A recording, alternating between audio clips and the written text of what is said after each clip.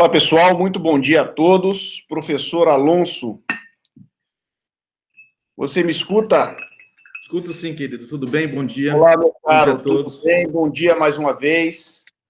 Gente, em nome da ESA, meu nome é Fábio Monerá, eu quero pedir desculpas em nome aqui da coordenação por esse atraso. Nós estávamos, na realidade, buscando atender aí alguns colegas que, nesse primeiro acesso, encontraram alguma dificuldade. Mas eu, desde logo, registro, inclusive para você, professor Alonso, que essas aulas elas ficarão gravadas e os alunos terão acesso por outros meios que não o meio ao vivo. Aliás, esse curso, inclusive, ele será objeto de uma edição, de uma disponibilização em uma segunda versão, também não ao vivo, uma versão gravada, né? Então, eu acho que a gente já pode começar, os registros serão feitos e ficará tudo, portanto, registrado, de modo que a gente pode começar o nosso diálogo sem maiores atrasos, né? Eu gostaria, em primeiro lugar, dar as boas-vindas a todos, aqueles que, pela primeira vez, estão conosco aqui na ESA São Paulo. Sei que grande parte desse curso, dos alunos inscritos nesse curso, vem de outros cursos dessa linha inaugurada pela ESA, de Direito Processual Aplicado.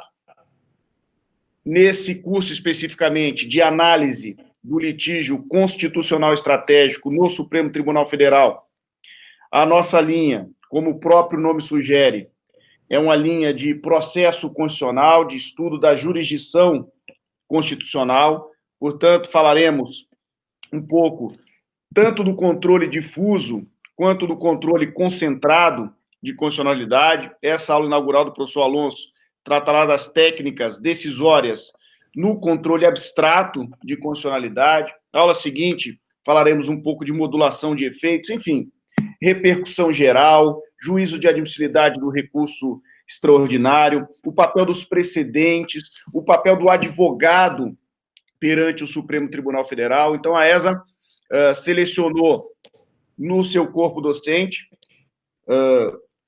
juízes e assessores de ministros do Supremo Tribunal Federal e também advogados com atuação perante o Supremo Tribunal Federal. E eu tenho aqui, nós temos aqui na sala de aula alguém que tem essas duas características, né? Além de um grande jurista e estudioso do direito, que é o professor Alonso Freire, mestre em Direito Constitucional pela Universidade Federal de Minas Gerais, doutor em Direito Público pela Universidade do Estado do Rio de Janeiro, pela UERJ, professor de Direito Constitucional e de Direito Público, foi durante anos assessor de ministro do Supremo Tribunal Federal e hoje é advogado com atuação em Brasília, notadamente perante as Cortes Superiores.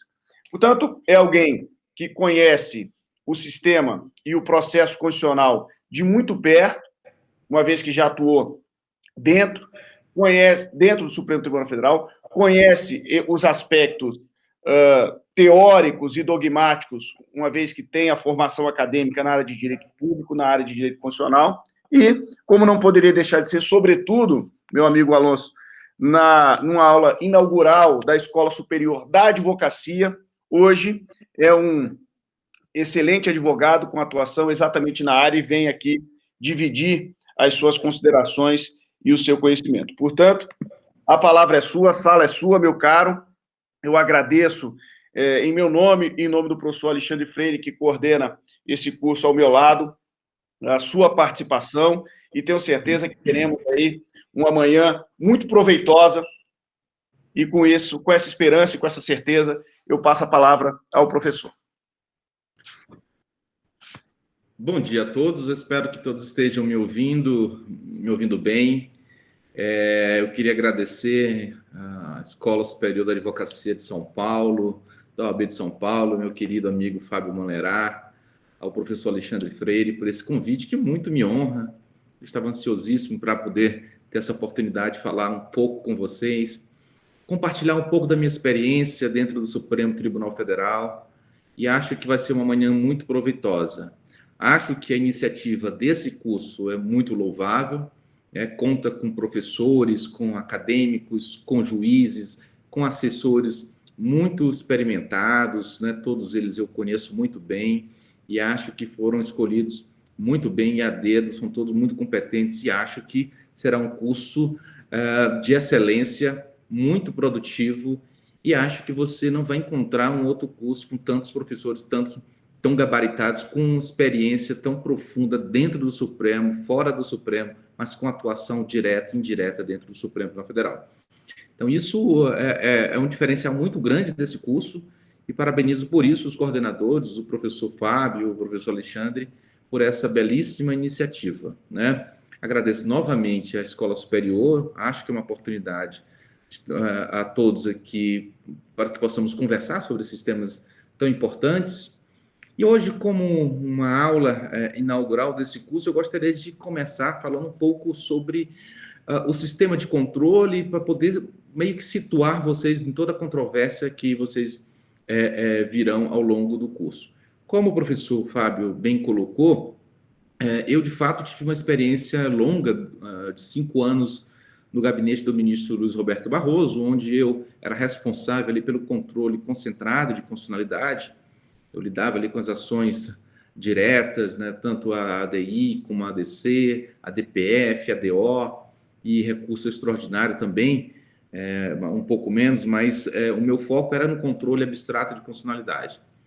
E de lá a gente pode perceber que o Supremo Tribunal Federal, ele de fato aplica muitas das técnicas que a gente vai falar hoje, né? Mas para a compreensão dessas técnicas de interpretação, que nós vamos trabalhar hoje aqui, nós precisamos compreender um pouco sobre como é que o Supremo chegou onde está, né? Essa é uma história muito recente no Supremo Tribunal Federal. A utilização dessas técnicas no sistema constitucional no mundo também é bastante recente. E a própria história do constitucionalismo, como a gente sabe, é muito recente, né? E é preciso que a gente retomar um pouco dessa história para a gente compreender a ascensão que se deu também muito recentemente das Cortes Supremas, o que possibilitou com que elas desenvolvessem essas técnicas interpretativas antes impensadas, dado o perfil que era dado às Cortes Constitucionais, sobretudo antes ali do término da Segunda Guerra Mundial. Uma conversa muito rápida com vocês, eu gostaria de resgatar um pouquinho dessa ideia de constitucionalismo, até para a gente chegar ao final da minha fala e compreender que essas técnicas, elas são, as críticas dirigidas a essas técnicas são todas elas muito pertinentes. Quando a gente fala de constitucionalismo, a gente está falando de uma história muito, muito recente, um pouco mais de 200 anos. Se a gente for comparar, por exemplo, a história do direito civil, a gente vai ver que a história do direito constitucional é recentíssima. Ela data ali precisamente de 1789. Essa data é marcante porque foi quando a Constituição norte-americana ela foi, de fato, promulgada após um processo de ratificação pelos Estados americanos. E então a gente deu início ao que a gente chama hoje de um constitucionalismo moderno. Evidentemente, todos nós que estudamos direito constitucional sabemos que uma Constituição sempre existiu. Se a gente for pensar nas comunidades políticas existentes antes do século XVIII, nós vamos perceber que sempre houve uma organização política, uma comunidade política. E a ideia de Constituição é a ideia, portanto, de algum tipo de organização. Ocorre que, quando a gente fala de constitucionalismo, nós estamos diante de um movimento histórico que ele se opõe a um outro movimento histórico que o antecede, que era o absolutismo. Em poucas palavras, nós bem sabemos que o absolutismo era marcado por um poder com ausência de limites. Não apenas com ausência de limites, mas também com a unificação daqueles poderes que nós compreendemos hoje como separáveis. Então, no absolutismo, um grupo de pessoas ou uma pessoa concentrava em si 3 poderes, né? Aquele que nós chamamos, que os franceses e ingleses passaram depois a chamar de poder judiciário, poder executivo e poder legislativo. Além de concentrar, como eu bem falei, esse absolutismo era também absoluto por não ter nenhum tipo de limites prévios, né? As decisões eram tomadas sem nenhum tipo de limitação, constrangimento legal ou constitucional. O constitucionalismo, como eu falei, surge nos Estados Unidos, o constitucionalismo moderno, por meio de um documento escrito, ele vai ter duas pretensões principais na sua origem. A primeira pretensão dela, e vocês vão ver a correlação com o absolutismo, é limitar o poder, é estabelecer uma limitação a esse poder. Ora, essa limitação ela vai se dar por meio que direitos constitucionais. Eu vou estabelecer em um texto, em um contrato. Observem vocês que se o constitucionalismo surge naquela época ali, nós estávamos diante do surgimento, da ascensão de uma teoria contratualista, e a Constituição nada mais é do que a concretização dessa teoria. E o segundo propósito seria, portanto, a organização desse poder, a separação entre poderes, né? Os americanos eles vão adotar uma perspectiva francesa e um pouco inglesa dessa separação de poderes e vai, portanto, né, separar esses poderes e atribuir competência a cada um deles. É por essa razão que a Constituição norte-americana ela começa dividindo os poderes, né? Mas eu falei para vocês que a primeira pretensão do constitucionalismo seria a limitação desse poder, né? Curiosamente, os americanos, no início, em sua origem, eles não tinham a pretensão de estabelecer direitos na Constituição americana. Se você pegar a Constituição norte-americana, você vai encontrar lá 7 artigos, né? E nenhum deles possui direitos. Esses direitos constitucionais eles vão surgir no processo de ratificação, né? Portanto, a Constituição americana não vai ter esses direitos. É no processo de ratificação, por um movimento ali dos antifederalistas, que esses direitos vão surgir, né? Então, colocar esses direitos em 10 primeiras emendas, essas 10 primeiras emendas, elas passam a ser chamadas de Bill of Rights, né? Ou seja, de declaração de direitos, e aí, portanto, a gente tem um primeiro documento com limitação do poder por meio da previsão de direitos constitucionais, o que, em outro momento, passa a ser chamado de direitos fundamentais.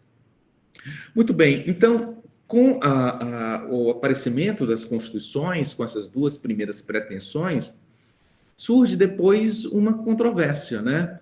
Ou seja, bom, se esses direitos já estão garantidos e a organização do poder está garantido, quem é que garante que isso será, portanto, levado a sério? Quem é que garante que isso será, portanto, implementado, efetivado, que de fato será seguido? Ninguém tinha dúvida, ou ninguém tinha certeza disso, né? E hoje, quando a gente olha para trás,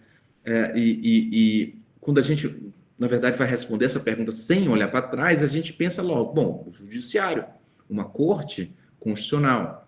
Ocorre que na história do constitucionalismo nós não vamos encontrar uma preocupação com uma corte constitucional. Na história do direito americano, ela vai surgir ali de última hora. A Suprema Corte norte-americana, ela surge ali nos últimos dias, numa ideia rapidamente pensada por um dos governadores, olha, vamos criar uma corte constitucional, e resolvem criar. Então, não se tinha essa ideia hoje prevalecente de que uma corte constitucional, um Supremo Tribunal Federal, uma corte constitucional, teria o poder de impor direitos fundamentais, de impor a Constituição, porque a Constituição era primeiramente vista, inclusive pelos pais fundadores da América, como um documento unificador, né? Unificador. Era um contrato que aqueles estados estavam fazendo. Ocorre que por uma disputa política, né, e hoje a gente tem uma eleição nos Estados Unidos, e por conta de uma eleição, né, nos Estados Unidos, a Suprema Corte, em 1803, toma uma decisão importantíssima que passa a história, né, como a primeira decisão em que uma corte constitucional impõe aos demais poderes, por meio daquilo que passou a ser conhecido como Judicial Review, o que a gente pode traduzir hoje como um controle judicial de constitucionalidade. Em 1803, no caso Marbury versus Madison, a Corte dos Estados Unidos vai impor aos poderes a sua força no sentido de dizer que, sendo a Constituição uma norma suprema, né, essa norma suprema deveria prevalecer sobre as demais leis e atos normativos oriundos dos demais poderes. Então, observem que praticamente junto com a Constituição norte-americana, junto com o constitucionalismo, surge, portanto, um grande poder. O poder de as cortes constitucionais, de uma Suprema Corte Constitucional, impor aos demais poderes por assim dizer, uma decisão, né, em que se diz que a Constituição prevalece sobre os demais atos desses poderes. Então, a gente vê surgir, ao mesmo tempo, o constitucionalismo e a supremacia da Constituição, de um lado, e também surge o poder judiciário como aquele que vai arbitrar, né, essas disputas e vai impor a Constituição contra os demais poderes. O que a gente observa, então, a partir desse momento, é a Constituição ela passa a ter um caráter. As cortes constitucionais passam a reconhecer um caráter contramajoritário, né, das constituições. As constituições passam a ser, né, portanto, um documento contramajoritário, no sentido de que ela vale contra as maiorias de plantão, as maiorias eventuais, né?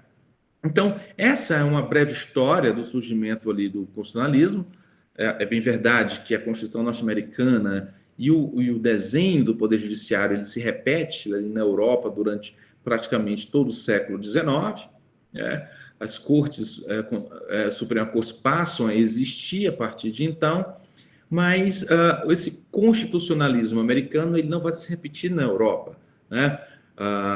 Na Europa, influenciada pelo constitucionalismo francês, vai ver a Constituição não como uma norma, tal como os Estados Unidos passaram a ver, mas como um documento político, apenas um manual de instrução da política. As cortes constitucionais e os tribunais, quer dizer, os tribunais superiores, aquela época, não tinham, portanto, essa altivez que tinha a Suprema Corte norte-americana, né?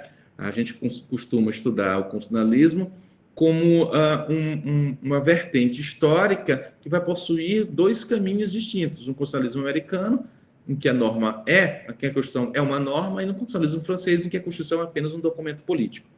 No Brasil, nós fomos influenciados desde o início, sobretudo a partir da Constituição de 1824, nossa primeira Constituição, como sendo um sistema constitucional em que a Constituição seria um documento meramente político. Isso só vai mudar a partir ali do início do século XIX, e assim ocorre com muitas constituições ao redor do mundo. Sobretudo a partir do século passado, em que do início do século passado, as constituições vão ter outros propósitos, além daqueles que eu falei para vocês, de definir direitos, né, contra os poderes, no sentido de ser, portanto, uma limitação aos poderes, e também de organizar esses poderes. Com o surgimento do Estado Social, a partir do início do século passado, as constituições vão ter outros propósitos, as constituições vão ter, portanto, né, por assim dizer, a pretensão de transformar a realidade ao prever em seu texto direitos sociais, né, inerentes aos trabalhadores, como limitação da jornada de trabalho, direito à moradia, direito à saúde, direito à educação, à previdência, à assistência. Então, nós vamos encontrar um conjunto de direitos sociais que vão fazer com que alguns teóricos se perguntem, bom, qual é o sentido da Constituição? Para que ela serve? Qual é o seu propósito? Né? É apenas organizar, limitar ou é transformar a realidade? E é por essa razão que as cortes constitucionais no início do século passado passam a ter essa dificuldade. O que eu vou fazer quando a Constituição diz que as pessoas têm um direito à saúde, à assistência social, à educação? O que eu vou fazer com isso? Né? Qual é o meu papel enquanto corte? Então, isso parece ser uma dificuldade ali no início do século passado. Com essa dificuldade, sem saber o que fazer, as cortes praticamente ficam inertes durante muito tempo, né? Sobretudo a partir do início da Primeira Guerra Mundial e da Segunda Guerra Mundial. Então, as cortes, durante esse tempo, têm uma Constituição que tem propósitos muito elevados, né? Tem, portanto, previsões de direitos muito além daquilo que o constitucionalismo entendia como necessário, mas elas não sabem o que fazer porque as cortes não estavam acostumadas com isso. Sobretudo, as cortes de perfil do constitucionalismo francês, né, cuja tradição dizia que os juízes eram a mera boca da lei, ou seja, deviam pronunciar o que é lei. Agora, como pronunciar que alguém tem um direito à saúde? O que fazer com isso? Então, com o término da Segunda Guerra Mundial, existe uma virada muito importante nesse movimento constitucionalista, né, do constitucionalismo, que é, portanto, um desenvolvimento teórico sobre a interpretação constitucional. Né?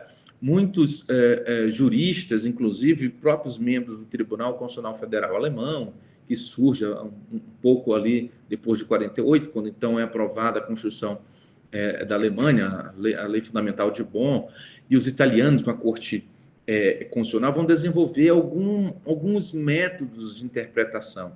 E quem estudou um pouco mais de direito constitucional vai lembrar ali de alguns teóricos, como Conrad Hess, vai lembrar de algumas metodologias interpretativas, né?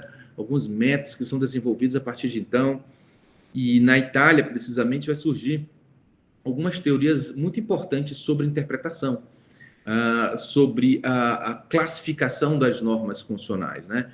Durante a primeira metade do século passado, houve um desenvolvimento sobre a classificação das constituições. Na segunda metade, esse desenvolvimento teórico ele se voltou à classificação das normas constitucionais com busca sua efetividade. Então, Wes e o Krivas-Zafulli desenvolveu uma teoria muito importante sobre a eficácia das normas constitucionais, justamente buscando dar efetividade às normas. Então, todo o constitucionalismo que surge a partir da Segunda Guerra Mundial vai buscar, todas as teorias vão buscar métodos interpretativos que permitam fazer com que a Constituição saia do texto, permitam concretizar a Constituição. É por isso que vocês vão encontrar um método hermenêutico concretizador, né? Vocês vão encontrar uma série de teorias, tanto interpretativas quanto aquelas que buscam classificar as normas, visando dar efetividade às normas constitucionais, especialmente aquelas mais difíceis de você dar efetividades, que são aquelas previstas em normas de direito social, normas programáticas. E com isso, pessoal, a gente começa a perceber que surge, a partir da segunda metade do século passado, aquilo que a gente chama hoje de constitucionalismo contemporâneo. Esse constitucionalismo contemporâneo ele é marcado por uma diferença muito grande. Se durante o século XIX houve uma ascensão do poder legislativo, sobretudo na Europa, havia uma confiança muito grande no legislativo, se depositava uma confiança muito grande no legislativo. Você pode ver isso, portanto, com o movimento napoleônico de crença na perfeição de um código, e no início do século XX você vai encontrar uma aposta no executivo, inclusive no Brasil, aqui com Getúlio Vargas, você vai encontrar isso na Europa, né? Inclusive dando espaço a ditaduras. No constitucionalismo moderno, o poder que vai ter uma elevada ascensão é o Poder Judiciário, especialmente uma das suas instituições, a Suprema Corte. É a partir daqui que a gente vai perceber o desenvolvimento dessas metodologias interpretativas, ou aquilo que a gente chama de métodos de interpretação constitucional, e, portanto, com esses métodos, aquelas chamadas técnicas de interpretação que o Supremo Tribunal Federal importou de algumas cortes e até hoje aplica. Então, a melhor forma de a gente compreender, creio eu, que inclusive outras áreas, é vendo o direito nessa perspectiva histórica. Né? Eu só compreendo por que as cortes constitucionais hoje desenvolvem técnicas de interpretação constitucional, porque a essas cortes foi dado um poder, porque antes elas não tinham esse poder. Né? Elas tinham constituições que tinham, portanto, propósitos muito abrangentes, mas não sabiam o que fazer.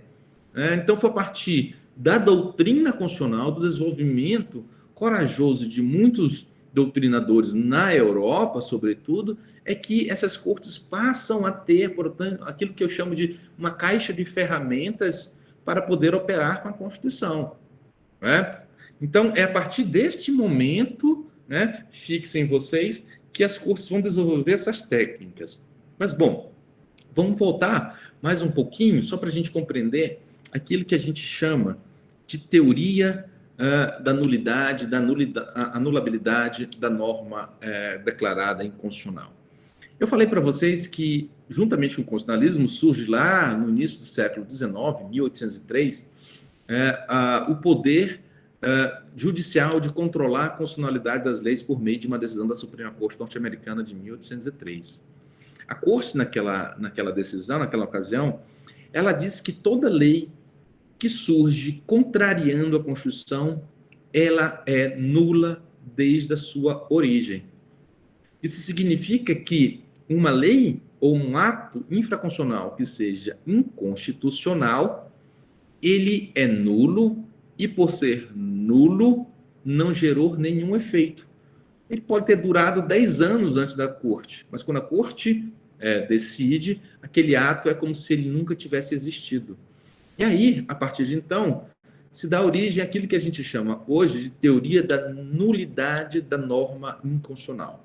Ou seja, essa norma, essa decisão, da Corte, ela teria aquilo que a gente chama de eficácia retroativa, um efeito retroativo, ou em outros termos bem conhecidos por nós, né, um efeito que a gente chama de efeito ex tunc, que retroage a data de promulgação da lei. Essa é a teoria que prevaleceu por mais de um século, né? As cortes constitucionais entendiam que, ao declarar inconstitucional uma lei, aquela lei seria nula desde a sua origem, ela não teria ingressado no sistema jurídico, porque nada ingressaria no sistema jurídico se estivesse contrariando uma Constituição dada, portanto, né, a sua supremacia.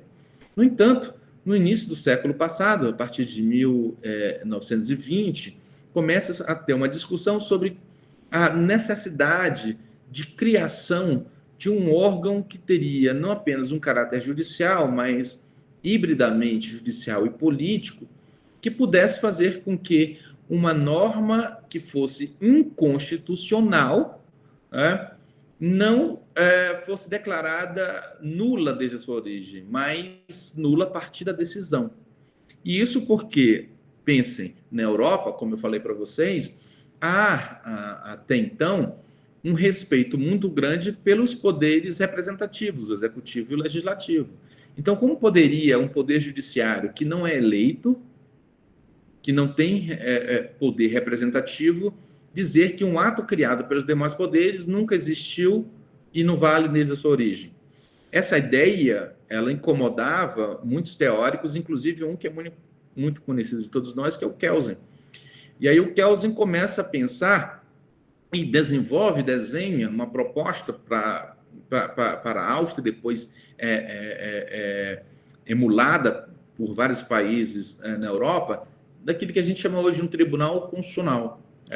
E esse tribunal constitucional teria o poder de retirar do sistema jurídico uma norma declarada inconstitucional. Retirar. Portanto, se na teoria da nulidade a decisão teria um caráter declaratório, de declarar que aquilo nunca existiu, que aquela norma infraconstitucional nunca existiu, para Kelsen, o Tribunal Constitucional Federal teria, portanto, o poder de dizer que uma norma existiu, mas que ela estaria sendo extraída, retirada do sistema jurídico a partir da sua decisão. Portanto, nós temos ali, a partir da teoria do Kelsen, uma nova teoria da decisão de inconstitucionalidade. Essa decisão seria, portanto, não declaratória, mas constitutiva. Essa decisão, portanto, geraria um efeito não ex tunc, mas o efeito ex nunc, no sentido de que aquela lei, aquele ato normativo valeria por todo o período em que anterior à decisão do tribunal, mas a partir daquela decisão ela não valeria mais, não teria essa decisão um efeito retroativo, né? Mas um efeito, portanto, ex tunc, a partir daquele momento. Então, observe só, nós temos aí um panorama que se justifica tanto nos Estados Unidos como né, na própria Europa. Nos Estados Unidos, nós vamos encontrar a crença de que só um terceiro imparcial poderia dizer que uma lei, um ato infraconstitucional não valia de sua origem, e na Europa, que sempre prevaleceu o entendimento de que era o executivo, o legislativo, os poderes que teriam maior preponderância, um poder judiciário não poderia dizer que aquele ato criado pelos esses poderes não valeria durante a sua existência, né? Durante muito tempo, essas foram as duas teorias que surgiram e que eram adotadas na Europa e nos Estados Unidos. Né? Isso se repetiu em vários países, mas a partir, como eu falei para vocês, da Segunda Guerra Mundial e a partir dos enfrentamentos que as cortes passaram a assumir de tentar implementar as constituições, os problemas foram mostrando para essas cortes que essas duas teorias elas eram insuficientes para a realidade, né? Como eu falei, a partir do final da Segunda Guerra Mundial, as cortes passaram a ter uma ascensão muito grande, havia uma aposta, por isso que a gente vai olhar o Tribunal Constitucional Federal Alemão, a Corte Espanhola, a Corte Portuguesa, né? Os tribunais começam a ter, a Corte Italiana, começam a ter um espaço maior de atuação. E isso vai ali 60, 70, e quando chega na década de 80, isso se acentua sobremaneira, especialmente na América Latina, quando a gente vai, a partir daquele momento, passar um período de transição, né, de regimes ditatoriais para regimes democráticos. Chile, 82, Brasil, 85, né, a Colômbia, a gente vai encontrar ali no início da década de 90, em vários países, passam a ter uma reformulação do sistema constitucional. É bem verdade que o Chile, não completamente, com uma reforma muito grande em 90, mas Brasil, a Alemanha, a Argentina em 94, Colômbia, eles começam a ter, portanto, modificações no sistema constitucional, a adoção de novas constituições, e a adoção dessas novas constituições vem com duas características muito marcantes, que é, a primeira delas, né, uma generosidade no que diz respeito aos direitos fundamentais. Essas constituições que surgem na América Latina, elas vão acentuar, né, vão ampliar o rol de direitos fundamentais. Né? Só para você ter ideia, a gente tem ali 78 incisos no artigo 5º e vários outros direitos fundamentais espalhados no texto. Na Colômbia, você vai encontrar direito fundamental à água. Aqui no Brasil, você vai encontrar direitos fundamentais, né, os mais distintos. Então, isso prova que a reforma constitucional da Argentina vai provar isso, mas ao lado dessa característica de que a generosidade no que diz respeito aos fundamentais, esses países apostaram ainda mais nas cortes constitucionais, né? A Colômbia, a Argentina, o Chile, o Brasil, que não adotou uma corte constitucional, mas implementou um conjunto de poderes antes não previstos ao Supremo Tribunal Federal. Né? Então, o Supremo Tribunal Federal, a partir de 88, passa a ter um conjunto de poderes que nunca teve. Né? Só que nós temos dois detalhes aqui. Primeiro, diferentemente do que ocorre em muitos países da América Latina, nós resolvemos continuar com a mesma corte, a mesma composição com a Constituição de 88. Né? Nós não adotamos uma corte constitucional como outros países adotaram. Nós ficamos com um sistema constitucional novo e uma corte velha. Isso, obviamente, levou a um processo interessante, que foi o de que a própria corte, durante mais de uma década, precisamente 12 anos, né, ou um pouquinho mais, o Supremo Tribunal Federal, ele se negou a exercer as competências que a Constituição lhe deu. Né? E aí a gente pode ter vários exemplos aqui. Primeiro, o Supremo disse que não controlaria a constitucionalidade de leis anteriores à Constituição, né? Dizendo que isso era uma revogação, não uma inconstitucionalidade, o que você não encontra em outros países. O Supremo disse que pouco poderia fazer no mandado de injunção, né? Assemelhou o mandado de injunção, durante muito tempo, com a ação direta de inconstitucionalidade por omissão. O Supremo se negou, durante 11 anos, a julgar ADPFs, dizendo que precisaria de uma lei, quando então a ADI ele julgava há muito tempo sem haver regulamentação. O que se marca durante a década de 90 é um Supremo Tribunal Federal que vai, né, portanto, retardar o processo de implementação da Constituição, com uma composição absolutamente formalista. Nós vamos encontrar ministros ali durante muito tempo, Moreira Alves, que foi indicado, por exemplo, durante a ditadura militar. um perfil bastante formalista, e durante muito tempo a gente não vai encontrar essas técnicas e decisões que nós vamos trabalhar aqui. Como vocês sabem, apenas a partir de 1999, 11 anos depois, é que vem, portanto, as ações diretas de inconstitucionalidade, a DPF, a serem regulamentadas, com as leis 9868/99, ali do final do ano de 99, dezembro, e dias depois a 9882/99, que regulamenta a ADPF, que é a arguição de descumprimento de preceito fundamental. Portanto, desde 1999, de 1988, perdão, o Supremo já tinha pelo menos 3 ações diretas, né? Teria a ADI, né? a ADO, e a DPF. Tempos depois aparece a ADC. Tinha 4 ações do controle concentrado de constitucionalidade para poder implementar a Constituição. O que muitas cortes que surgiram a partir da segunda metade do século passado não tinham. Obviamente, a partir da segunda metade da década de 90, sobretudo com os estudos trazidos aí por muitos professores e hoje ministros, trouxe da Alemanha, o professor Gilmar é um grande exemplo, trouxe essas técnicas aí que nós vamos falar hoje. Começaram muitos brasileiros a estudar na Alemanha e escrever sobre essas técnicas de interpretação, técnicas de controle de constitucionalidade que nós vamos ver hoje. Então, tudo isso, observe, é uma grande novidade para o direito brasileiro. E é uma novidade, por assim dizer, comparada a outras cortes, a cortes da Alemanha, cortes de Portugal, que a gente pode ver aí praticamente 20 a 25 anos de utilização. Então, são técnicas novas, no que diz respeito ao tempo, mas são técnicas muito, mas muito, muito utilizadas. E é sobre elas que nós vamos conversar um pouquinho aqui. Então, o que as cortes chegaram à conclusão? Olha, existem situações em que eu não posso usar essas duas teorias de forma, por assim, dogmática e categórica. Que teorias são essas? A teoria da anulabilidade e a teoria da nulidade. No Brasil, sempre foi a regra, sempre foi, portanto, um dogma, a teoria da nulidade da lei inconstitucional.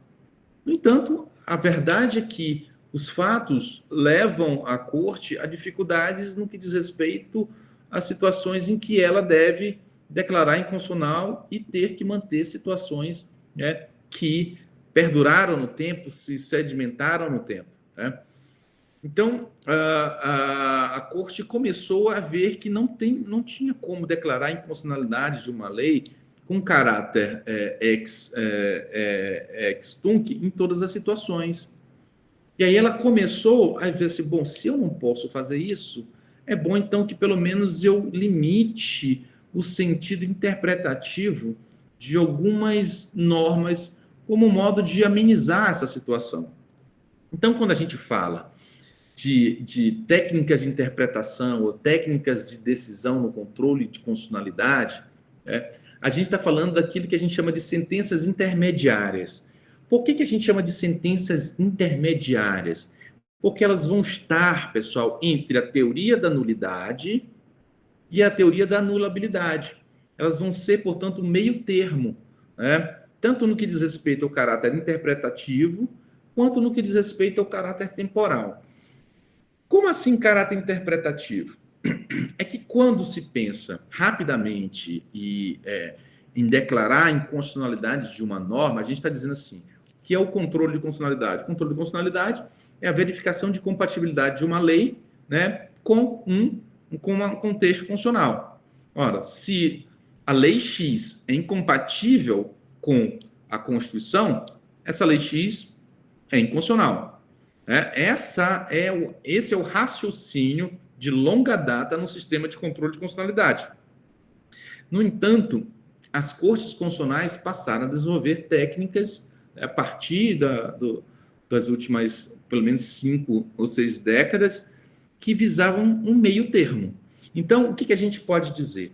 É que, se vocês quiserem anotar ou tomar nota, essas sentenças intermediárias nada mais são, né, do que nada mais são do que um gênero, do qual são espécies três tipos de sentenças, né? Então, nós temos as sentenças intermediárias, que tem três tipos: as sentenças interpretativas, as sentenças modificativas e as sentenças transitivas. São três tipos, né? Interpretativa, sentenças intermediárias interpretativas, sentenças intermediárias modificativas, sentenças intermediárias transitivas.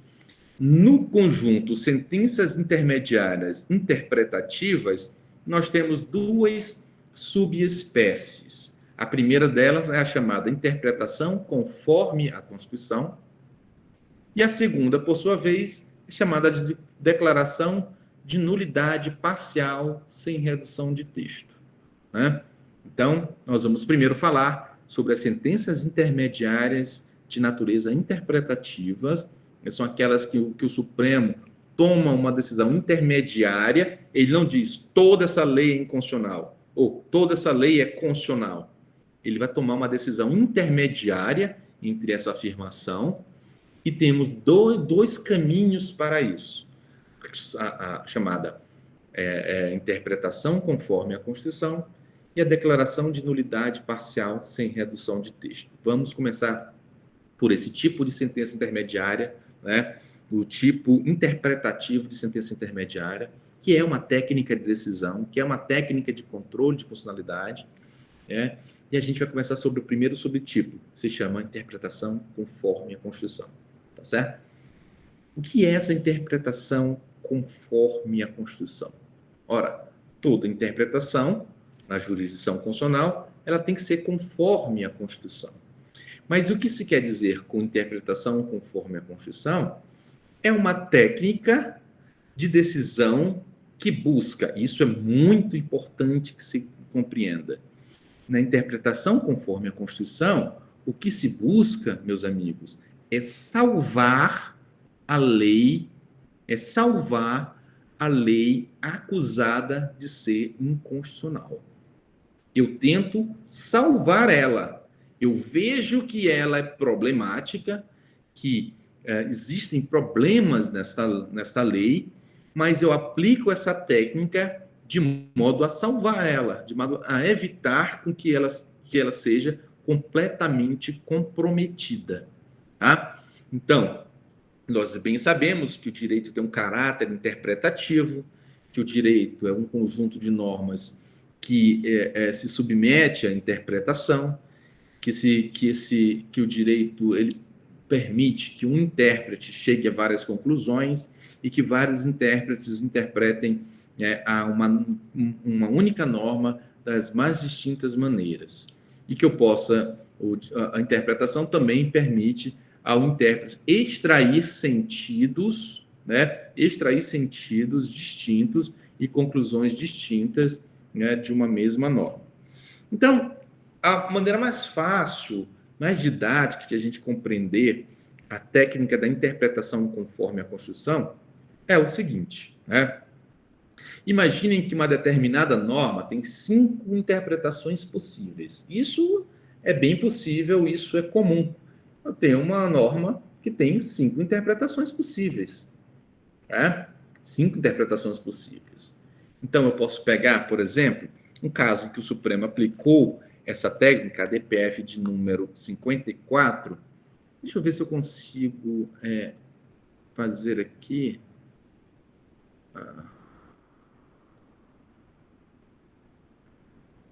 Eu acho que vocês... Não sei se... Vocês estão conseguindo ver minha tela agora?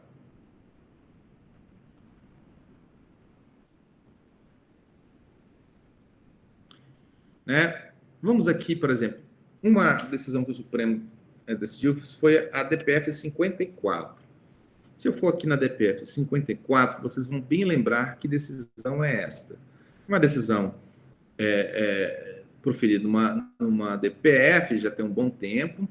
Deixa eu ver se eu encontro aqui. Vamos abaixar aqui o inteiro teor.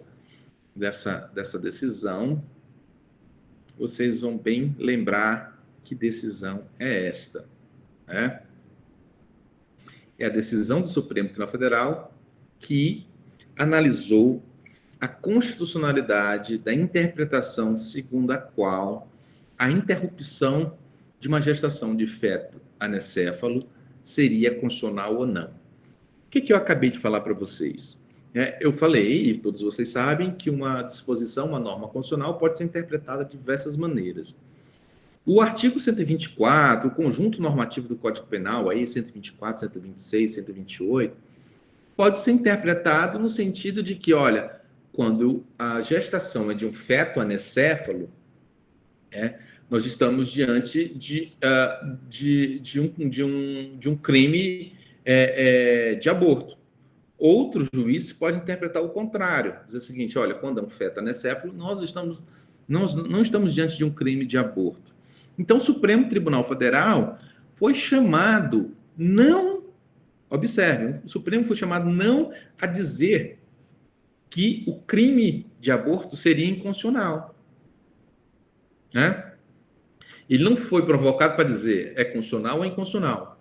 Ele foi chamado para interpretar, para dizer que determinada interpretação seria constitucional ou inconstitucional. Que interpretação é essa? A de que a interrupção de feto anencéfalo seria, portanto, aborto ou não. Então, por meio dessa decisão, nós vamos encontrar, né? Deixa eu ver se eu acho aqui. Nós vamos encontrar, eu acho que esse buscador não faz aqui. Nós vamos encontrar uma decisão em que o Supremo Tribunal Federal ele aplica esta técnica. Deixa eu voltar onde eu estou. Ele aplica essa técnica da interpretação conforme a Constituição. Então, a técnica, como eu estava explicando para vocês, é como se você tivesse uma norma, que seria essa minha mão, e aí eu poderia dar 5 interpretações possíveis a esta norma, 5 interpretações possíveis. Com esta técnica, quando aplicada corretamente, o Supremo diz assim, olha, esta norma só pode ser interpretada desta forma. Para eu salvar esta norma, eu só posso interpretar ela desta forma. Para que o Supremo não declarasse inconstitucional o conjunto normativo do Código Penal que diz respeito ao aborto, ele diz, essas normas, para que elas sobrevivam, para que elas permaneçam como constitucionais, eu só posso interpretar elas de uma forma. E aí o Supremo disse, olha, para que esse conjunto normativo do Código Penal permaneça, eu tenho que interpretar ele como se fosse possível, né, dizer que a interrupção de um feto anencéfalo não seria aborto. Portanto, observe que o Supremo ele não declarou inconstitucional uma lei. E ele não disse que era completamente constitucional. Ele disse que era constitucional desde que interpretado assim. Então, é como se o Supremo falasse assim, bom, essa norma é constitucional, desde que interpretada dessa forma. Todas as demais formas são inconstitucionais. Ele diz assim, para ser constitucional, essa norma precisa ser interpretada desta forma. Então, nós temos outro exemplo, deixa eu ver se eu acho aqui para vocês. Essa DPF 54 é um claro exemplo, mas talvez a DPF 3395, ADI, perdão, 3395, deixa eu ver se eu acho aqui.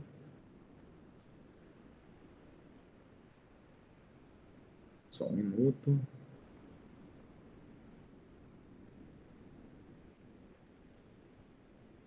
Se vocês quiserem anotar depois, só para a gente não perder tempo, algumas ADPFs que eu gostaria de dar como exemplo de interpretação conforme a Constituição. Olha só, ADI 3395, depois dá uma olhada lá na ementa, ADI 5316, ADI 4578, ADI 4436, ADI 255, recurso extraordinário 641-320. São exemplos interessantes de interpretação conforme a Constituição.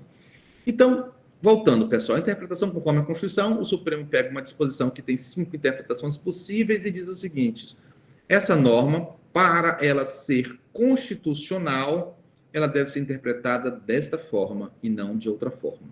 Eu fixo uma interpretação com o propósito de salvar aquela norma do vício da inconstitucionalidade. Com isso, é uma sentença intermediária, porque o Supremo não diz que ela é totalmente constitucional ou inconstitucional. O Supremo está dizendo que são inconstitucionais outras interpretações. Só é inconstitucional se for interpretada assim. Há, portanto, por isso ela é chamada de sentença intermediária interpretativa, porque há, portanto, uma limitação do espaço de interpretação que é fixado pelo Supremo Tribunal Federal.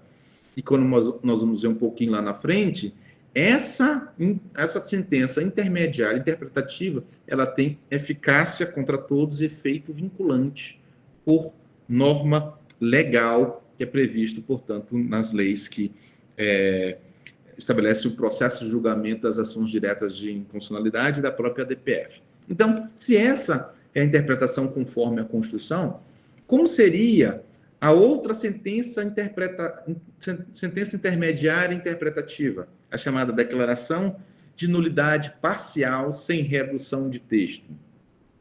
Essa declaração de nulidade parcial sem redução de texto é o oposto da interpretação conforme a Constituição.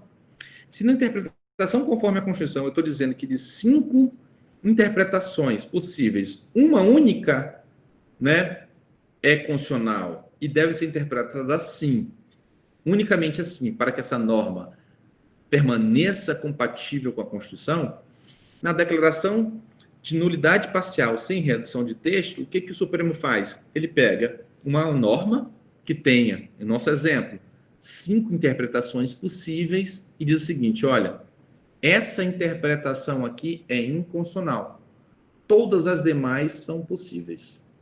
Então, se na interpretação conforme a Constituição o Supremo limita a uma, na declaração de nulidade parcial sem redução de texto, o Supremo está dizendo o seguinte: olha, essa aqui não pode existir.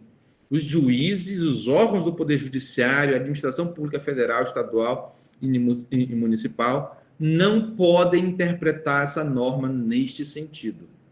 Todos os demais sentidos são possíveis, menos esse. É por essa razão que se chama de declaração de nulidade parcial sem redução do texto. Eu não tiro o texto do sistema jurídico, mas digo que ele não pode ser interpretado assim. Então, nós temos, né, alguns exemplos aí que vocês podem ver. Por exemplo, tem um caso muito curioso que eu gostaria de compartilhar com vocês, que eu acho que todos vocês vão lembrar, né? Que é a ADI 4815. Todos me acompanham aqui no site do Supremo, né? 4815, que é um caso, acho que fácil de você compreender. Deixa eu ver se eu consigo abrir aqui.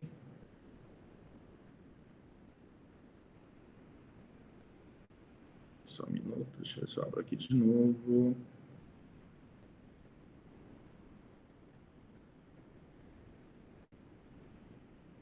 Bom, enquanto está abrindo, eu vou explicar para vocês aqui. Abriu, 4815.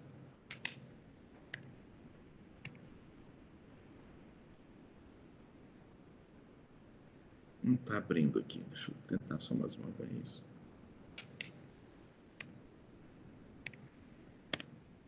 Bom, não está abrindo, mas eu vou explicar, não tem nenhum prejuízo, eu vou explicar para vocês, mas anotem que é um caso muito interessante.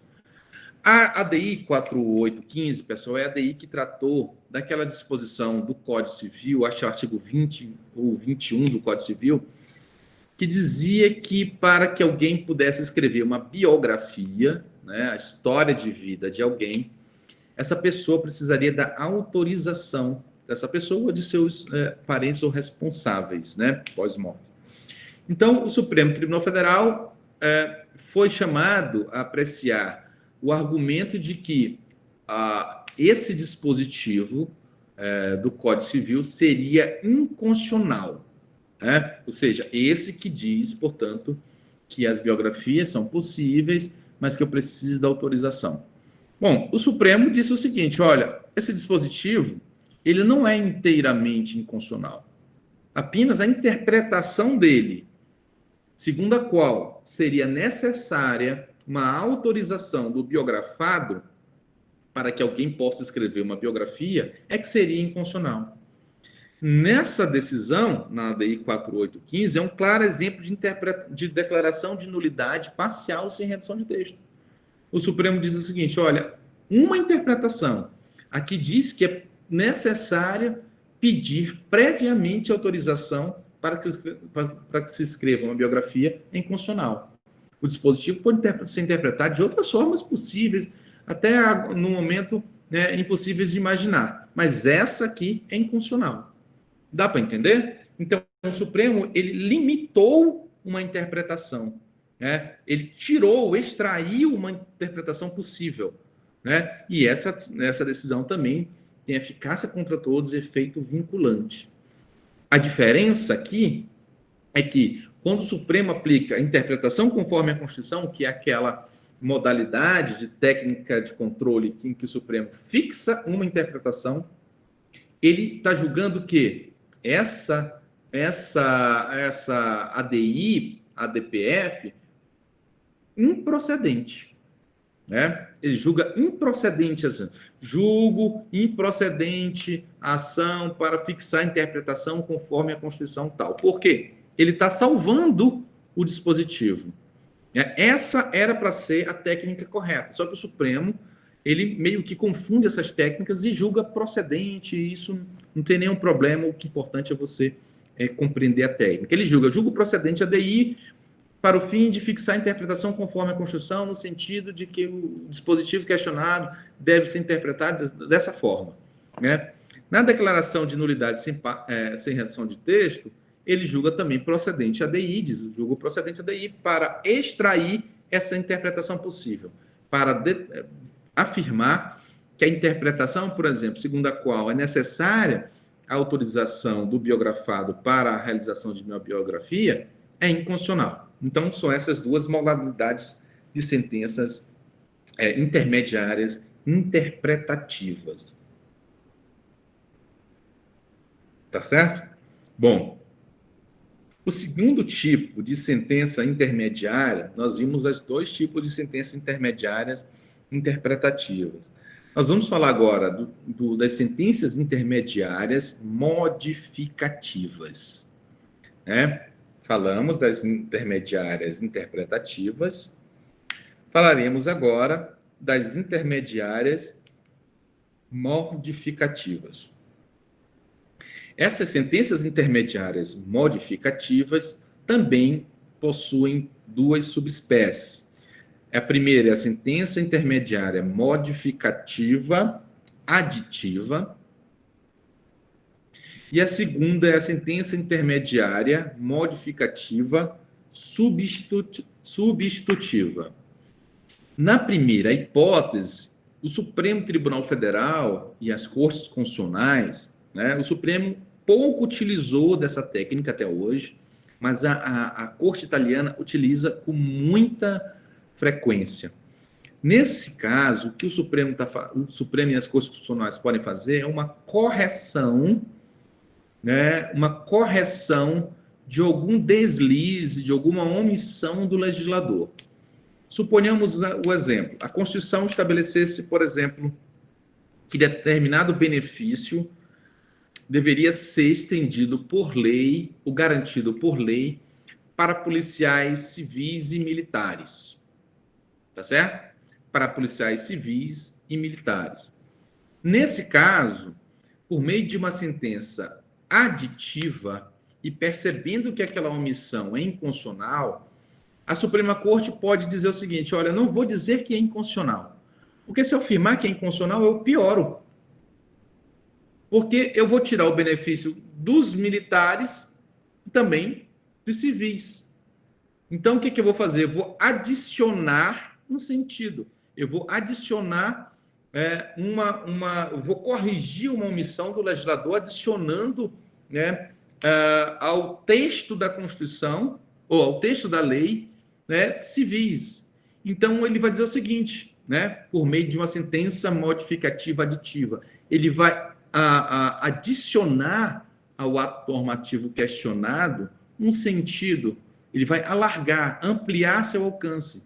Então, nesse exemplo, o Supremo poderia dizer o seguinte: essa lei ela é constitucional desde que ela alcance não apenas policiais e militares, mas também policiais civis. Né? Dá para entender? Então, nesse caso, ele está adicionando, né, um sentido, ampliando o alcance de uma determinada lei, desde que isso esteja claro na Constituição. É o exemplo, a Constituição diz que determinado benefício deveria ser assegurado por lei, né, a policiais civis e militares. Vai lá o legislador e assegura apenas para policiais militares. Percebendo essa omissão inconstitucional, esse erro do legislador, vai lá o Supremo e adiciona civis para tornar aquela lei constitucional. O Supremo pouquíssimas vezes utilizou disso, né? Mas isso é possível, né? A gente vai encontrar decisões no Supremo também nesse caso. As sentenças intermediárias, chamadas modificativas substitutivas, é quando uma corte constitucional, pode ser o Supremo, a corte ou outra constitucional, ela não vai apenas adicionar, mas ela vai retirar, diminuir o alcance, né, de uma determinada disposição. É só você pegar o exemplo e pensar o contrário. Pense que a Constituição garantisse um determinado benefício apenas para policiais militares. A Constituição diz: tal benefício será assegurado, mediante lei, a policiais militares. Vai lá o legislador e estende aquele benefício para policiais militares e civis. O Supremo Tribunal Federal, para não julgar completamente inconstitucional a lei, né? Observe que nós estamos diante de sentenças técnicas e sentenças intermediárias. O Supremo substitui a vontade do legislador e diz: é inconstitucional se, né, essa lei alcançar civis, ela deve alcançar apenas militares. Então, ele exclui, substitui a vontade do legislador, diminuindo o alcance interpretativo daquela lei. Essa, bem verdade, essa técnica, ela se assemelha bastante com a declaração de nulidade parcial sem redução de texto. Mas as técnicas modificativas e as técnicas as sentenças intermediárias modificativas, elas excluem a vontade do legislador, né? Uma vontade claramente expressa na lei, tá certo? Então, assim, era claro que a Constituição falava só militares, vai lá o legislador falava civis e militares. Era claro que a Constituição falava civis e militares, vai lá e o legislador fala apenas militares, ou apenas civis. Então, é uma correção baseada não apenas numa possível, mas ela é baseada no que diz claramente a Constituição. Não é como ocorre, por exemplo, na interpretação conforme a Constituição, em que o Supremo tem que fazer uma escalada interpretativa para dizer, por exemplo, a interrupção de feto anencefalo é inconstitucional porque fere a dignidade humana, porque fere a autonomia das mulheres. Não, nas modificativas, essa modificação ela é feita com base, tendo como parâmetro claramente o texto constitucional. Tá certo? A última técnica, a última sentença intermediária, que vai nos tomar um pouco mais de tempo, é a sentença intermediária, as sentenças intermediárias transitivas. Nós já falamos das sentenças intermediárias interpretativas, que é a interpretação conforme a Constituição, a declaração de nulidade parcial sem redução de texto. Falamos sobre as sentenças intermediárias modificativas, que é aditiva, em que eu adiciono uma categoria, adiciono algo que a Constituição já previa e não foi colocado na legislação pelo legislador. A substitutiva, quando eu retiro uma categoria não prevista na Constituição, né, ou um direito não previsto na Constituição, e o legislador o acrescentou. E as técnicas que nós vamos ver agora, as sentenças intermediárias transitivas, elas estão relacionadas ao tempo. Elas não estão relacionadas ao que é acrescentado e não acrescentado na Constituição, na lei. Elas não estão relacionadas a uma interpretação possível ou não possível, mas elas estão relacionadas ao efeito de uma decisão do Supremo no tempo, né? Estão relacionadas, portanto, a quando valerá aquela decisão. E aqui, por assim dizer, a caixa de ferramenta é maior, porque o Supremo pode tomar várias decisões no que diz respeito ao tempo. Lembrando a vocês que nós falamos, né, que quando o constitucionalismo surgiu e durante muito tempo, nós utilizávamos apenas na Europa e nas Américas duas técnicas, né, a declaração de nulidade da lei inconstitucional e a decisão, né, de anulabilidade da lei constitucional, ou seja, efeito ex tunc, efeito ex nunc, a lei poderia ser nula ou anulável. Quando a gente fala de sentenças intermediárias transitivas, nós vamos encontrar decisões que não ficam apenas portanto, nessas duas opções, nesse código binário de nula e anulável. As sentenças transitivas vão, portanto, possibilitar ao Supremo Tribunal Federal e às cortes fixar momentos em que aquela lei declarada inconstitucional ela vai ser nula ou não. Então, não vai ser mais só a partir da minha decisão ou desde quando aquela lei foi promulgada, né? As decisões, as sentenças transitivas permitem ao Supremo e às cortes constitucionais uma certa liberdade em fixar isso a depender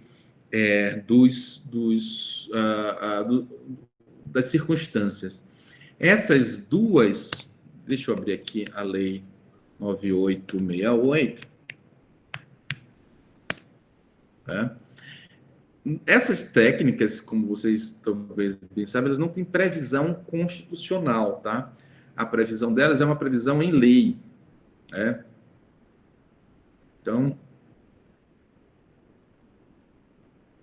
no artigo 27, eu vou colocar aqui no nosso chat, acho que eu consigo fazer isso. Aqui.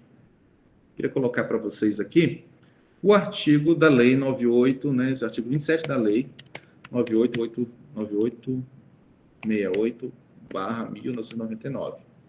Eu espero, Fábio, você me tira essa dúvida, que os alunos, quando forem assistir gravadas, terão acesso ao chat? Eu creio que sim. De qualquer modo, eu vou fazer o seguinte, só para a gente garantir, eu vou colocar a tela da lei. Então, coloca na tela. Vou colocar uma tela. Já garante. Já garante aqui. Então, aqui. Então, nós estamos nessa lei, que é a Lei 9868. Observe que é a lei que dispõe sobre o processo e julgamento da ação direta de inconstitucionalidade. Nós vamos encontrar lá no artigo 27, né? No artigo 27, a seguinte redação, ó. Ao declarar a inconstitucionalidade de lei ou ato normativo, e tendo em vista razões de segurança jurídica excepcional e interesse social, essa aqui são dois conceitos jurídicos indeterminados, né?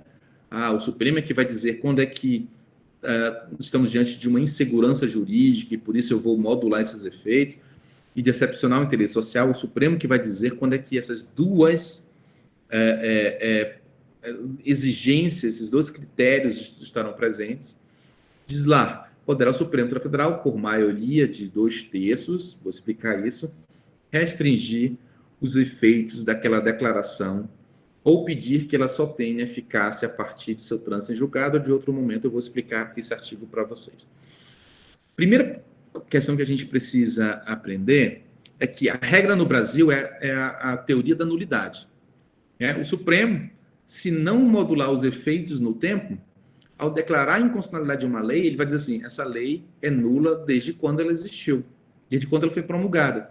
Então, se o Supremo hoje, dia 3 de novembro de 2020, diz que uma lei que foi promulgada em 1990 é inconstitucional e não estabelecer nenhum tipo de restrição aos seus efeitos, essa lei será nula desde 1990, ou seja, tudo aquilo que ela prescreveu, que ela previa em seu texto, não valia. É como se desde 1990 ela não existisse. Então, imagine só, uma lei, vamos pegar um caso mais dramático, uma lei estabelece algum tipo de taxa, algum tipo de tributo, que foi criada em 1990. Se o Supremo julga hoje inconstitucional essa lei e não restringe os efeitos da sua declaração, o Supremo vai estar dizendo o seguinte, olha, essa lei que criou esse determinado tributo nunca existiu. E esse tributo não deveria ter sido cobrado durante todo esse tempo, durante 20 anos, 20 não, 30 anos, tá? Durante 30 anos, esse tributo foi cobrado de forma inconstitucional. Então, como essa lei que instituiu esse tributo é inconstitucional, e algo que é inconstitucional para a teoria da nulidade nunca é nulo, e algo que é nulo nunca existiu, então esse tributo não deveria ter sido cobrado, e isso permite que todos nós, os contribuintes, possamos ingressar com a cobrança, inclusive em dobro, repetição de indébito desse tributo. Você imagina o impacto que isso vai ter no país, em um determinado estado, Imagine o impacto orçamentário, financeiro e econômico que vai ter. Então, diante de situações como essa, que geram uma insegurança jurídica, é que o Supremo pode modular seus efeitos. Como a gente sabe, lá pelo artigo 97 da Constituição, apenas pelo voto da maioria absoluta de um tribunal pode ser declarada a inconstitucionalidade de uma lei. Então, nós sabemos que o Supremo Tribunal possui 11 membros, e para ele declarar a inconstitucionalidade de uma lei, ele precisa apenas de 6. Não é? De 6. É claro que a lei, ela diz que para que o Supremo possa votar desses 11, precisam estar 8 presentes. Estando 8 presentes, para eu dizer que uma lei é inconstitucional, precisa apenas de 6.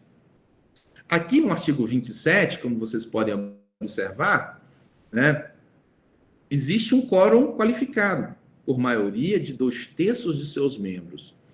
Então, se o Supremo quiser modular os efeitos, porque a sentença intermediária transitiva nada mais significa do que uma modulação de efeitos da declaração de inconstitucionalidade, cuja regra é a retroatividade total. Se eu vou modular, ou se, em outras palavras, eu vou manipular os efeitos da declaração de inconstitucionalidade no tempo, a lei exige que esse quórum seja qualificado, que a decisão tenha que ser tomada por 2/3, ou seja, 8 dos 11 ministros. Então, como é que isso acontece na prática? O Supremo chega à decisão assim, primeiro ele toma a decisão, é inconstitucional, temos 6. Vamos supor, essa lei é inconstitucional e essa decisão é tomada pela maioria de 10. Só apenas um voto vencido. Agora, o Supremo precisa saber se ele vai modular. Ele precisa de 8. Então, ele vai precisar sempre de 8 votos para poder modular. Por que precisa de 8, professor, e não apenas de 6? Não facilitaria? Sim, facilitaria, mas o legislador resolveu privilegiar a teoria da nulidade, que se eu não alcanço 8, se eu não tenho 8 votos para manipular os efeitos, a regra é nula desde a origem. Então, quando existe essa questão de insegurança jurídica ou de excepcional interesse social, pode o Supremo manipular esses efeitos, dizer, olha, a lei ela não vai ser declarada inconstitucional desde a sua origem. Ela vai ser, né, como diz aqui a lei, olha só, ele pode restringir os efeitos daquela declaração, ou seja, peguemos o nosso exemplo, a lei é de 1990. Ele pode dizer o seguinte, olha, por uma questão de segurança jurídica, essa lei é inconstitucional, mas ela é nula apenas a partir do ano 2000. Observe como ele ficou, né, entre a nulidade e um momento posterior à promulgação. Ele ficou ali. Imagina, a decisão tomada em 2020, ele diz, essa lei de 1990 é inconstitucional. Só que a sua nulidade, ela se dá a partir de 2010, por exemplo. Né? O que ele fez aqui? Ele restringiu os efeitos da declaração. Mas ele pode fazer outra coisa, ele pode dizer o seguinte, ele pode aplicar a teoria ou a técnica da anulabilidade. Ele pode dizer o seguinte, olha, essa lei é inconstitucional, porém, ela vai ser declarada nula somente a partir de hoje, da minha decisão. Isso corresponde ao quê? A teoria da anulabilidade, portanto, o Supremo, nessa hipótese, ele vai estar dando efeito com o quê? Ex nunc. Ou seja, no Brasil, para que eu possa dar efeito ex nunc e, portanto, aplicar a teoria da anulabilidade, né, que foi sustentada na Europa pelo Kelsen, eu preciso de uma maioria qualificada de 2/3. Mas não é só isso que o Supremo pode fazer. O Supremo pode fazer uma quarta, pode dar um quarto sentido, uma quarta decisão transitiva. Ele pode dizer o seguinte, olha, essa decisão, essa lei de 1990, ela é inconstitucional, sim, mas ela vai continuar valendo até 2025. Isso é o que a gente chama de efeitos prospectivos. Ou seja, o Supremo, com a técnica de decisão, a técnica de controle, chamada de sentença intermediária transitiva, ele pode, portanto, 4 coisas. Né? Deixa eu só voltar. Ele pode fazer 4 coisas. Ele pode adotar a teoria da nulidade, dizendo que a lei é inconstitucional desde a sua origem. Ele pode restringir o efeito de sua decisão ao passado, por exemplo, a nossa lei de 1990 seria inconstitucional, mas seria nula a partir de 2010.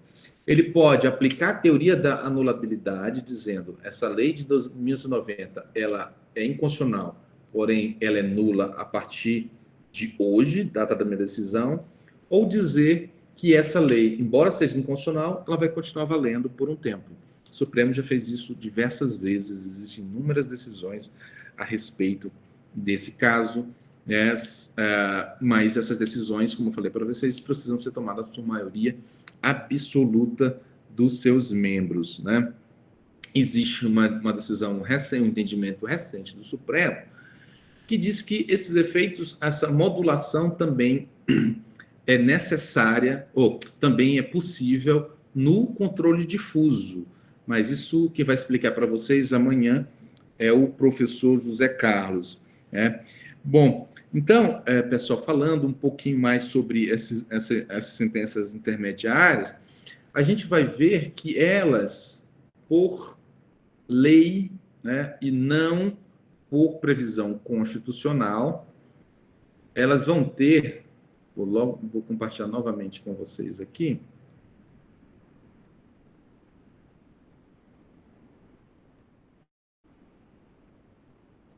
cadê a lei? Olha só o que diz, pessoal, o parágrafo único da mesma lei, a Lei 9868/99. O parágrafo único diz: a declaração de constitucionalidade ou de inconstitucionalidade, né, inclusive a interpretação conforme a Constituição e a declaração parcial de inconstitucionalidade sem redução de texto, tem eficácia contra todos e efeito vinculante em relação aos órgãos do Poder Judiciário e à administração pública federal, estadual e municipal. Aqui há um erro, tá bom, pessoal? Porque a Constituição, ela fala em relação aos demais órgãos do Poder Judiciário, porque o Supremo entende que ele próprio não está vinculado às suas decisões. Né? Então, aqui era para constar, como consta da Constituição. Se a gente for aqui, por exemplo, lá no artigo 102, se a gente for aqui,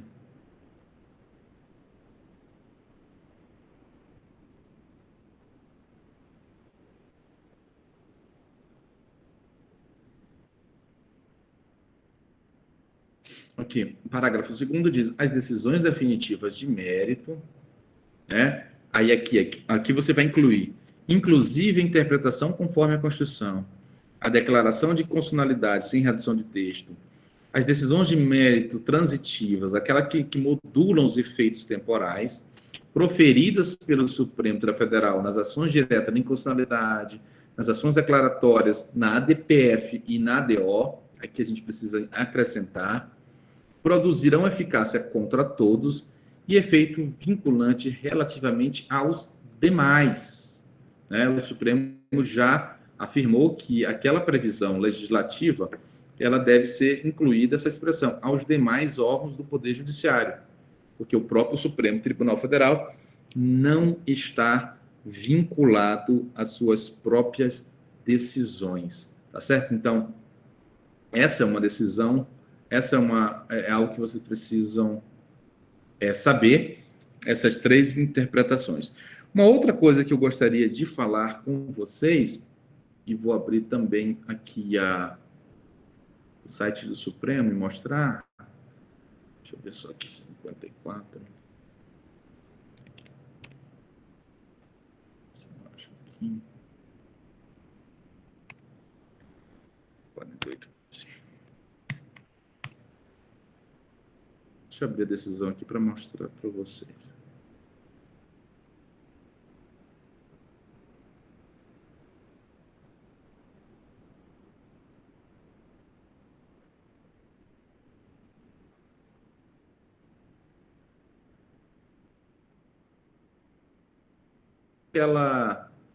Aquela decisão, tá? Só para mostrar para vocês como um exemplo. Deixa eu permitir. Acho que todos estão vendo agora. É aquela decisão que agora que abriu. É a 4815, que trata das biografias. Né? Coloca aqui as associações nacionais. O objeto da presente ação restringe a interpretação dos artigos 20 e 21 do Código Civil relativas à divulgação de escritos, a transmissão de palavra, produção, publicação, exposição, utilização da imagem de pessoa biografada. A produção de informação, biografia, história, autorização. Deixa eu ver se ela fala aqui da interpretação conforme.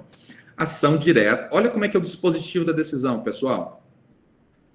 Ação direta, julgada procedente para dar interpretação conforme a Constituição aos artigos 20 e 21 do Código Civil, sem redução de texto. Eu vou já explicar, por isso eu queria abrir isso aqui, porque há uma confusão imensa no Supremo sobre essas técnicas, para, em consonância com os direitos fundamentais, a liberdade de pensamento e de sua expressão, de criação artística, declarar inexigível a autorização de pessoa biografada relativamente a obras biografadas, literárias e tal.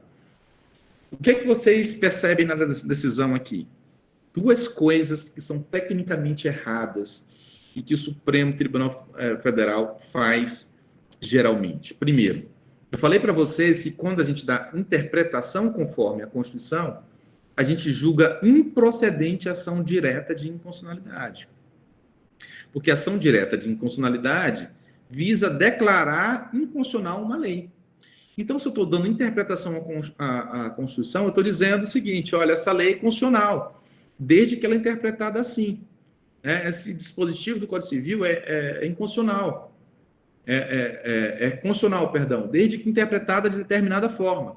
Então, vocês vão encontrar isso aqui, vocês não podem, não compromete a decisão do Supremo mas é que ele aplica tecnicamente errado. Aqui era para ser ação direta, julgada improcedente, para dar interpretação conforme, porque eu estou salvando a lei, estou salvando o dispositivo. Aí ele lá continua, né? A Constituição, os artigos 20 e 21 do sem redução de texto. Ou seja, aqui há, portanto, a confusão entre duas técnicas distintas. A interpretação conforme a Constituição, em que eu fixo uma interpretação possível, e a declaração de nulidade parcial, sem redução de texto, em que eu, né, apenas extraio ou digo que é inconstitucional uma interpretação, permitindo que outras, né, sejam interpretadas pelos demais órgãos do Poder Judiciário. Então, é muito comum que o Supremo confunda essas técnicas, confunda como é que ele aprecia a ação direta da inconstitucionalidade, né? Mas o que a gente deve saber é que sempre que o Supremo Tribunal Federal dá interpretação conforme a Constituição, ele está fixando um sentido à lei. Desse modo aqui, pessoal, essa decisão, ela não é bem uma declaração de nulidade sem redução de texto. Ela é muito mais uma interpretação conforme a Constituição.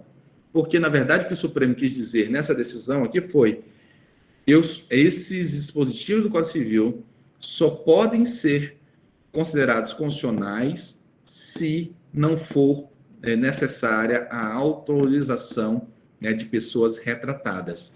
É isso. Não tem nada a ver com redução de texto e a ação deveria ser julgada improcedente. Dá para entender? Porque, nesse caso, o Supremo Tribunal Federal ele está salvando a lei, tá certo? Está salvando a lei.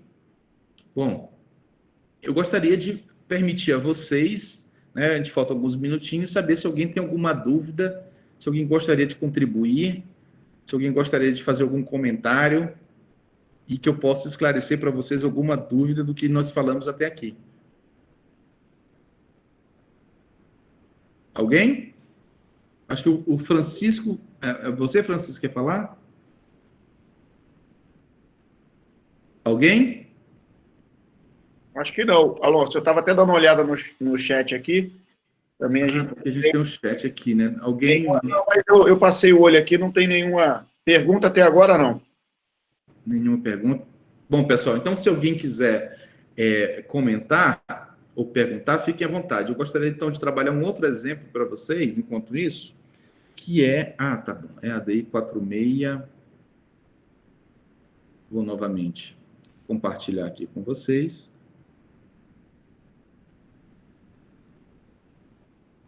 Que é a ADI, né, 4650.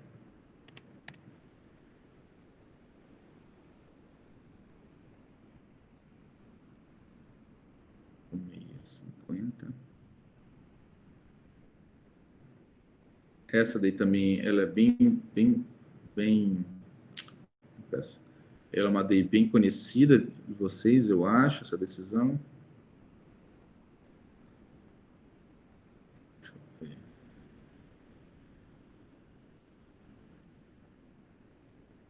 Se eu acho aqui. Essa ADI é bem conhecida de vocês, que foi aqui, declarou inconstitucional o financiamento de campanhas eleitorais, tá? Por pessoas jurídicas. Deixa eu ver, o Supremo também aplicou a interpretação conforme, deixa eu ver se eu acho aqui. As emendas do ministro Fux geralmente são bem grandes. Deixa eu ver se eu acho lá embaixo.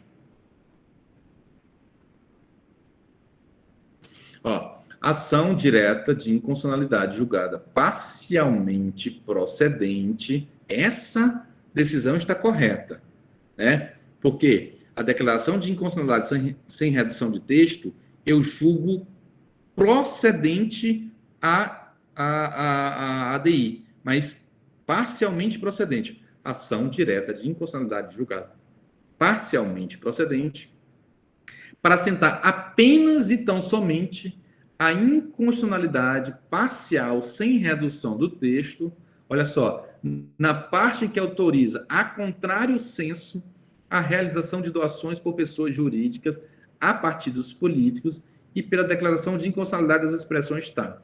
Ou seja, olhe só como é uma sentença interpretativa.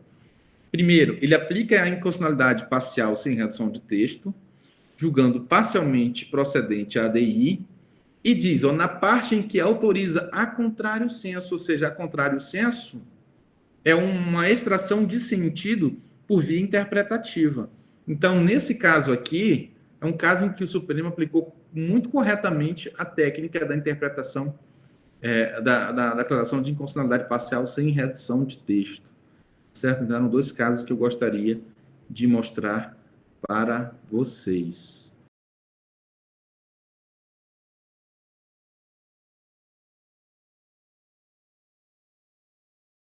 Achei que errado.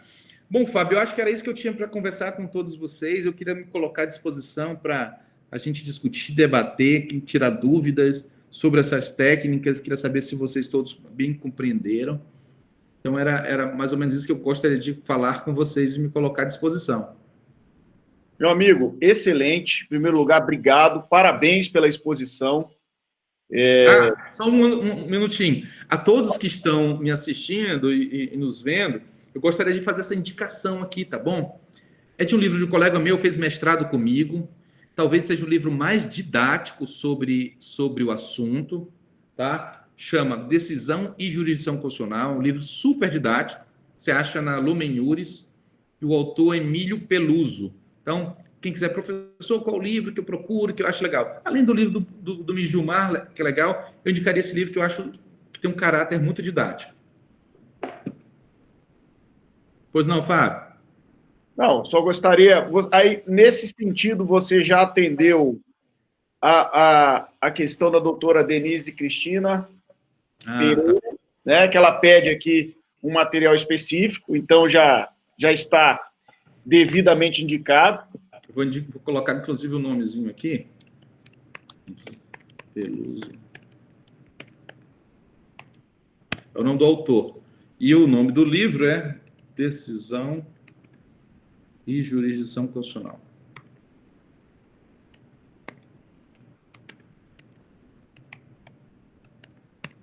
Prontinho.